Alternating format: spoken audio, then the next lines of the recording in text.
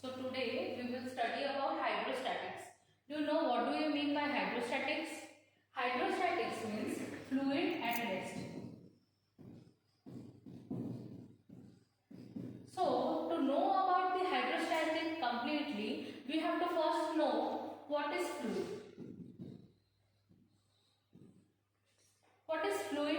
Fluid is any substance which is capable of flowing. It doesn't have any definite shape or size. So, fluid we can classify it as two types. First is liquid and another is gas or gases. So, what is fluid? Which has the tendency to flow. So, under which liquid and gases are often considered a different type of liquid or fluids. So, first of all, we have to know what are the properties of fluid. So, going through the properties of fluid, the first property of fluid that we will discuss today is density.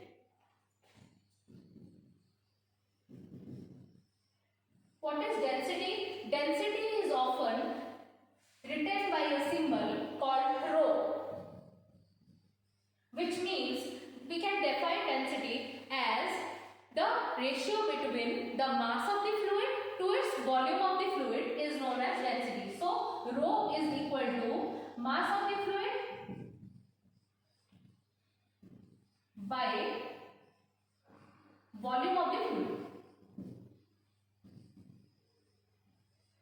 So, can you tell me what is the unit of density? The unit of density is kg per meter cube, because the mass is always in kg and the volume is always in meter cube. So, we consider the unit of density as kg per meter cube. So, for fluid, the water's density is very important to remember. For numerical basis, we always remember the density of water, that is density of water, we can write it as 1000 kg per meter cube. Okay, so when we talk about density, the density can also be called as mass density, because the mass term is coming over here. We sometimes call this as mass density. So the next property of fluid is specific weight. Specific weight.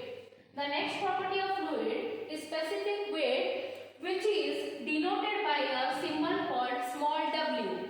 The small w is defined as the weight ratio of weight of the fluid by volume of the fluid. As you can see, the difference between these two properties are, in case of mass density or density, we have mass of the fluid as numerator and the denominator is volume of the fluid. But here what happens is that the mass of the fluid is replaced by the weight of the fluid. So we can write it as weight by volume. So what is the formula for weight? The formula for weight is mass into gravity. So, we can write this formula as mass into gravity by volume. So, what we will get? The mass